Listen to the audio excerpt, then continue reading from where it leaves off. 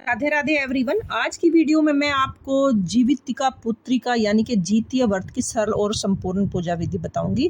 जितिया व्रत की पूजा शाम के समय की जाती है पुत्र प्राप्ति के लिए, या अगर कोई हमें पुत्र दोष हो जाता है तो उसको दोष को दूर करने के लिए यह व्रत किया जाता है, जिस व्रत के करने से पुत्र की प्राप्ति होती है। और अगर पुत्र जीवित न रहते हो तो वो जीवित रहने लग जाते हैं। तो चलिए, यह जिस जगह पर भी हमें यह पूजा करनी है उस जगह को हम अच्छे से साफ कर लेंगे और वहाँ हम एक चौकी लगा लेंगे। चौकी पर लाल रंग का वस्त्र बिछा सकते हो, लाल नहीं हो तो पीले रंग का वस्त्र आप बिछा सकते हो। सबसे पहले हमें एक कलश की स्थापना करनी है। कलश की स्थापना करने के लिए पहले चौकी पर चावल रंग कर अष्टदल कमल बना लेंगे। फिर हम एक कलश ले लेंगे, कलश को हम धागा बांध देंगे और उसको जल को कंठ तक भर देंगे। देखिए, हमने इसको जल से भर दिया है। अब हम इसमें एक सुपारी डालेंगे, सिक्का डालेंगे, हल्दी की गांठ डालेंगे, लौंग डालेंगे, इलायची डालेंगे और इसमें हमें 5 चीज़ें डालनी है। थोड़े से हम इसमें अक्षत भी डाल देंगे। हमें उसके बाद जो हमने अष्टदल कमल बनाया उस पर हम इसको स्थापित कर देंगे और जो हमने उस अशोका के आम के पत्ते लिए उस पर तिलक करके हम उसको सजा देंगे। और फिर हम एक नारियल लेंगे, नारियल पर हम एक रोली बांध देंगे, उस पर तिलक लगा देंगे और नारियल को हम सीधा और जो हमारे कलश है उस पर भी हम स्वास्तिक बना देंगे। तो स्वास्तिक बनाने के बाद हम जो उसका मुख है ऊपर की तरफ करते हुए हम कलश की में नारियल को स्थापित कर देंगे। तो इस तरह से हमारे देखिए कलश की स्थापना हो गई है। कलश की स्थापना हमने कर दी है और अब हम थोड़े से चावलों को यहाँ पर रख कर उसके ऊपर हम गणेश जी को विराजमान कर देंगे। फिर थोड़े से चावलों का आसन देंगे और यहाँ पर हम जो जीवित वाहन जी हैं उनको यहाँ पर विराजमान कर देंगे। तो ये जो हमारे जीवित वाहन जी हैं इनको विराजमान कर दिया है और ये इनके साथ बच्चों को बचाने के लिए अपने जीवन का बलिदान दे दिया था, इसलिए माताएं जीवित वाहन का व्रत करती हैं और उसके साथ ही हम उनकी बच्चों की लंबी उम्र के लिए प्रार्थनाएं करती है। सबसे पहले चील और सिहारन ने भी इस व्रत को किया था, तो उसको भी हमने चौकी पर चावलों का आसन देते हुए यहाँ पर विराजमान कर दिया है। अब हमें थोड़ा सा आसन देते हुए चावलों पर जो हमने ये धागा बनाया था, हम धागे भी हम यहाँ पर उसको भी हम यहाँ पर पूजा में रखेंगे। तो ये धागे जरूरी होते हैं, जितने हमारे बच्चे होते हैं उतने ही बच्चे हमको हमें धागे बनाने होते हैं। तो ये हमने यहाँ पे रख दिया है। अब हमने एक लोटा जल का लिया है और अब हमें शुद्ध भाव से शुद्धिकरण करना है। हमें बिल्कुल शुद्ध से शुद्धिकरण करके हमने सभी को स्नान करा दिया है, भाव रूप से हमने स्नान करा दिया है। इसके बाद अब हमें दिया जलाना होगा। तो देखिए फ्रेंड्स, हाँ आप देसी घी का दिया जला सकते हैं। अब मैंने यहाँ पर दिया जला दिया है और दिया जलाने के बाद हम धूप भी जला देंगे।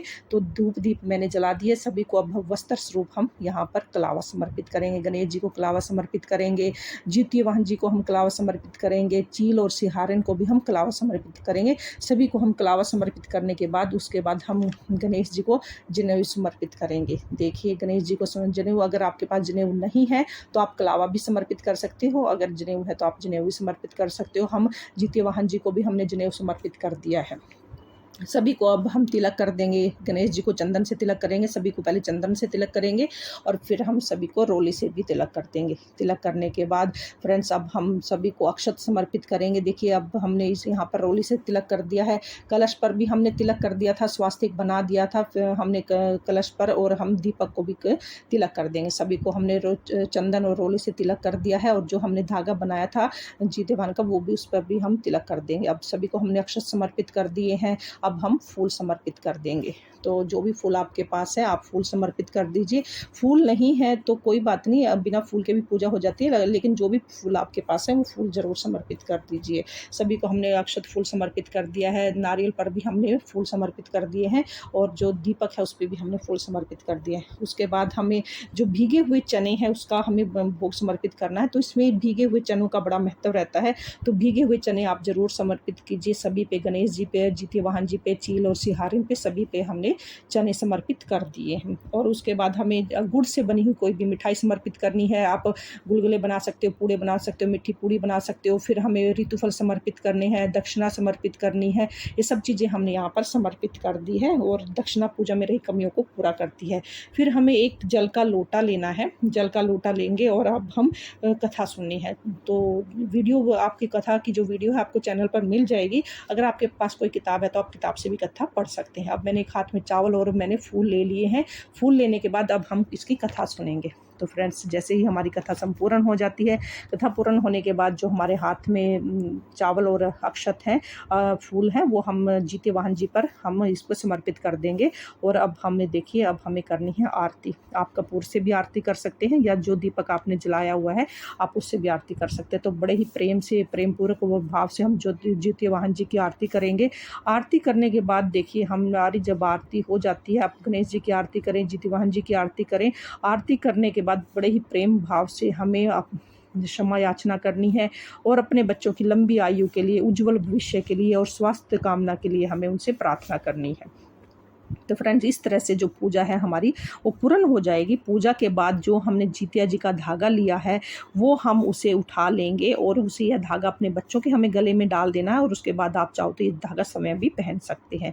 जो जल है वह चंद्रमा देवता को अर्घ के रूप में हम दे देंगे, क्योंकि यह पूजा शाम के समय की जाती है। तो उसके बाद जो भोग प्रसाद घर पे सभी को हम बांट सकते हैं। उसके बाद जो व्रत किया है वह प्रसाद, व्रती है जो वो प्रसाद नहीं खा सकता है क्योंकि उसमें अन्न नहीं खाया जाता है, इसलिए व्रती अगले दिन ही पारना करके ही ये व्रत को खोल सकता है।